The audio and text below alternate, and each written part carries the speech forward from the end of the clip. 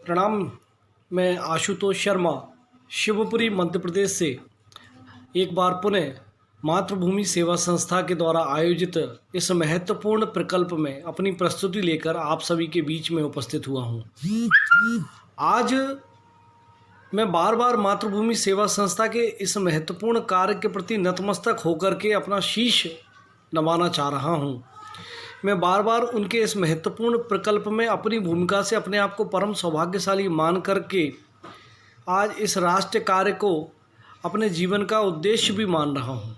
मैं चूँकि श्री कृष्ण सरल जी की भूमि से आता हूँ, श्री कृष्ण सरल जी ने भी शिवपुरी में काफ़ी समय व्यतीत किया था, तो उनकी वह पंक्तियाँ मुझे रह रह कर याद आती हैं और आ रही हैं, और वही मेरे जीवन की उद्देश्य की पूर्ति करने वाली पंक्तियां हैं कि मैं अमर शहीदों का चारण उनके यश गाया करता हूं, जो कर्ज राष्ट्र ने खाया है मैं उसे चुकाया करता हूं। मैं इन पंक्तियों को आत्मसात करके और अपने जीवन का मूल मंत्र मान करके कि जो ज्ञात अज्ञात महापुरुष क्रांतिकारी क्रांतिवीर बलिदानी हैं उनको समय समय पर स्मरण करने का ही अपने जीवन का सार्थक उद्देश्य मानता हूँ। क्योंकि मैं तात्या टोपे की बलिदान भूमि से आता हूँ, समय समय पर अपने वेब चैनल यूट्यूब चैनल के माध्यम से अपने पिताजी और अपने छोटे भाई के सहयोग के निमित्त भी मैं कई बार उपस्थित हुआ हूं। लेकिन मातृभूमि सेवा संस्था जो ये कार्य कर रही है उसको मैं कोटि कोटि नमन करता हूं, वंदन करता हूं, शीश नवाता हूं कि इतने महत्वपूर्ण कार्य में वह लगे हुए हैं और बिना किसी स्वार्थ के केवल युवा पीढ़ी तक आज की युवा पीढ़ी तक ये विचार पहुँचे, इस निमित्त वह जो कार्य कर रहे हैं वह अनुकरणीय है। मैं बेहद सौभाग्यशाली आज अपने आप को मानता हूँ, और आज सौभाग्यशाली मैं अपने आप को इसलिए और भी मानता हूँ, मैं बिल्कुल दिल से बोल रहा हूँ। आदरणीय राकेश जी ने मुझे जिस महापुरुष के बारे में जानकारी एकत्रित करने और फिर अपने विचार प्रकट करने का आदेश दिया, मैं बिल्कुल ईमानदारी से बोलता हूँ कि मैं उनके बारे में नहीं जानता था। मैं जो भी बोलूँगा सत्य बोलूँगा और सत्य ही बोलता हूँ। महापुरुष बलिदानी गुलाब सिंह पटेल जी जो जबलपुर से आते हैं, उनके बारे में मुझे कतई कोई जानकारी नहीं थी। लेकिन जब आदरणीय राकेश जी का आदेश हुआ, मातृभूमि सेवा संस्था का आदेश हुआ कि मुझे गुलाब सिंह पटेल जी के जीवन चरित्र पर प्रकाश डालना है, उस महापुरुष के जीवन वृतांत को प्रस्तुत करना है, तो मैंने गुलाब सिंह पटेल जी को पढ़ना प्रारंभ किया। मैं जितना भी पढ़ पाया, मैंने जितनी भी जानकारी उनके बारे में एकत्रित करी, तो मैं पढ़कर अभिभूत हो गया, अपने आप को सौभाग्यशाली मानने लगा। मेरे रोंगटे खड़े हो गए जब मैंने उनका जीवन चरित्र पढ़ा। मैंने इससे पूर्व खुदीराम बोस के जीवन चरित्र को प्रस्तुत किया था, और आज जब मैं गुलाब सिंह पटेल जी के जीवन चरित्र को प्रस्तुत करने जा रहा हूँ तो मैं बताना चाहता हूँ कि खुदीराम बोस ने 18 वर्ष की आयु में अपने जीवन का उत्सर्ग किया, माँ भारती की सेवा में अपने जीवन का उत्सर्ग किया, तो मात्र 16 वर्ष की आयु में मध्य प्रदेश की इस पवित्र धरा से आने वाले, जबलपुर से आने वाले गुलाब सिंह पटेल जी ने अपने जीवन को मातृभूमि के चरणों में अर्पित कर दिया। शिवपुरी जो क्षेत्र है ये बुंदेलखंड, मालवा और इधर से हाड़ौती अंचल का प्रवेश द्वार है। ये बीचों बीच स्थित है, ये सिटी सेंटर है, सिटी पॉइंट है, और ये तात्या टोपे की बलिदान भूमि है, सभी लोग जानते हैं। लेकिन चूंकि बुंदेलखंड का भी ये प्रवेश द्वार है और बुंदेलखंड महाकौशल से आने वाले गुलाब सिंह पटेल जी के बारे में आज मैं यहाँ पर अपनी प्रस्तुति देने जा रहा हूँ। गुलाब सिंह पटेल जी बहुत अद्भुत कार्य बहुत कम आयु में उन्होंने किया, वह महामना। आज उनको नमन करने का अवसर मुझे प्राप्त हुआ। मैं इसके लिए पुनः अपने आप को सौभाग्यशाली महसूस कर रहा हूँ, मान रहा हूँ, और मैं बार बार मातृभूमि सेवा संस्था के इस प्रकल्प को साधुवाद देना चाहता हूँ कि उन्होंने मुझे अवसर दिया, मुझे जोड़ा और यहाँ पर उनके जीवन चरित्र को प्रस्तुत करने का अवसर दिया। 1942 के भारत छोड़ो आंदोलन में बुंदेलखंड महाकौशल से अपनी प्रथम शहादत देने वाले अमर शहीद गुलाब सिंह पटेल का जन्म मध्य प्रदेश के जबलपुर उपनगर गोरखपुर के पंसारी मोहल्ले में 14 अगस्त 1926 को हुआ था। उनके पिता का नाम लक्ष्मण सिंह पटेल और माता का नाम श्रीमती बाई पटेल था। बचपन से ही विलक्षण प्रतिभा और मेधा संपन्न गुलाब सिंह पटेल ने मात्र 13 वर्ष की आयु से ही सार्वजनिक जीवन में भाग लेना प्रारंभ कर दिया। उन्होंने विद्यार्थी समिति नामक संगठन बनाकर जबलपुर के छात्रों में राष्ट्रीय चेतना का संचार किया।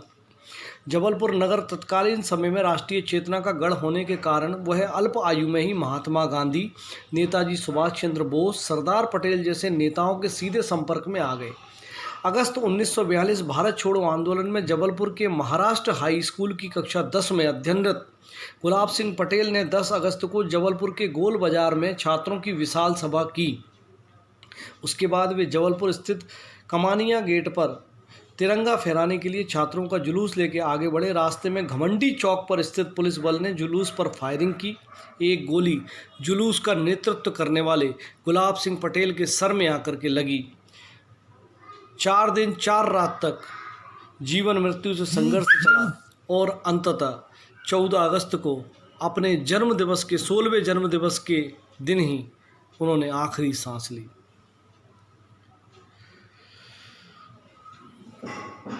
16 वर्ष की आयु, अल्प आयु में अपने जीवन को माँ भारती के चरणों में अर्पित करने वाले इस महामना के जीवन चरित्र पर प्रकाश डालते डालते मैंने एक जो महत्वपूर्ण बात नोट की, मुझे समझ में आई, वह ये थी कि 16 वर्ष की आयु में, जैसा बताया कि 13 वर्ष की आयु में वे सार्वजनिक जीवन में प्रवेश कर गए थे। 13 वर्ष में ही उन्होंने राष्ट्रीय आंदोलन में बढ़ चढ़कर हिस्सा लेना प्रारंभ कर दिया था। 13 वर्ष की आयु, जिस आयु में व्यक्ति को समझ कम रहती है, उस 13 वर्ष की आयु में ही सार्वजनिक जीवनों में भाग लेकर के राष्ट्रीय आंदोलन में कूद करके 16 वर्ष की आयु में अपने जीवन का उत्सर्ग करने वाले, माँ भारती के चरणों में अपने जीवन को अर्पित करने वाले गुलाब सिंह पटेल भी कोई साधारण व्यक्ति नहीं हो सकते।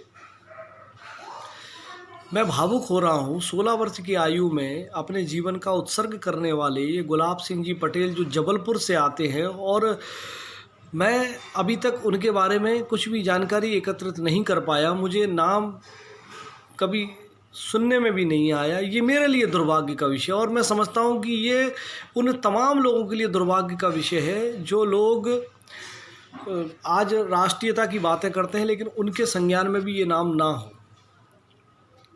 क्या गुलाब सिंह पटेल जैसे महापुरुषों के जीवन चरित्र को पाठ्यक्रमों में शामिल नहीं करना चाहिए? क्या उनके बारे में युवाओं को नहीं बताना चाहिए? क्या इससे राष्ट्रीयता का प्रचार प्रसार नहीं होगा? क्या ये महत्वपूर्ण भूमिका नहीं है? क्या केवल पाठ्यक्रमों में अकबर दी ग्रेट ही रहेगा? गुलाब सिंह पटेल के बारे में नहीं बताना चाहिए? ऐसे ज्ञात अज्ञात महापुरुषों के बारे में भी पाठ्यक्रमों में, ज्ञात अज्ञात महापुरुषों के जीवन चरित्र को पाठ्यक्रमों में शामिल किया जाना आज समय की मांग है। तभी युवाओं में राष्ट्रीयता की भावना का प्रचार और प्रसार और आत्मसात वह कर पाएंगे। राष्ट्रीयता की जितनी बड़ी बड़ी बातें हो, इस पे लाखों करोड़ों रुपये पैसा खर्च करने की नहीं, इसमें केवल व्यक्तियों के, महापुरुषों के, क्रांतिकारियों, क्रांतिवीरों के जीवन चरित्र को युवाओं तक पढ़ाने की, उन तक पहुंचाने की नितांत आवश्यकता आज मैं समझता हूं, महसूस करता हूं। जब मेरे जैसे व्यक्ति को जानकारी नहीं है, जो निरंतर ज्ञात अज्ञात महापुरुषों के बारे में जानकारी एकत्रित करने का कार्य करता है, तो किसको होगी? मैं इसमें थोड़ा संदेह व्यक्त करता हूँ।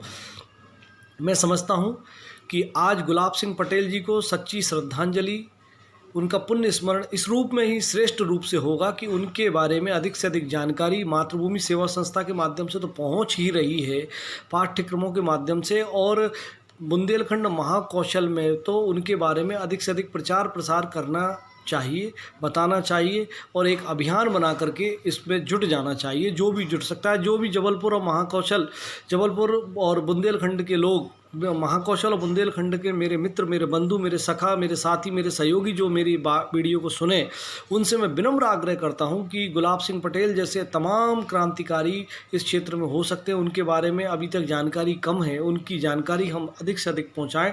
इस प्रयास में सबको जुटना चाहिए। गुलाब सिंह पटेल जी की समाधि पर जो पंक्तियां द्रष्टव्य हैं, जो पंक्तियां लिखी हुई हैं, वह मैं आप सबके समक्ष प्रस्तुत कर करके उनका सादर वंदन नमन करना चाहूँगा कि बेटी बाई की बगिया का था गुलाब सिंह नाम, बेटी बाई की बगिया का था गुलाब सिंह नाम, 14 अगस्त था जन्म दिवस, 14 अगस्त बलिदान दिवस। आज इन पंक्तियों के साथ, भावुकता के साथ मैं इस महामना, इस राष्ट्रनायक, इस अमर बलिदानी के चरणों में शत शत नमन करता हूँ। ईश्वर उन्हें किसी न किसी रूप में पुनः भारत में पहुंचाए और इस राष्ट्र कार्य में उनको पुनः संलग्न होने की भूमिका दे, यही आग्रह करता हूं। प्रार्थना ईश्वर के चरणों में करता हूं। आप सभी का नमस्कार।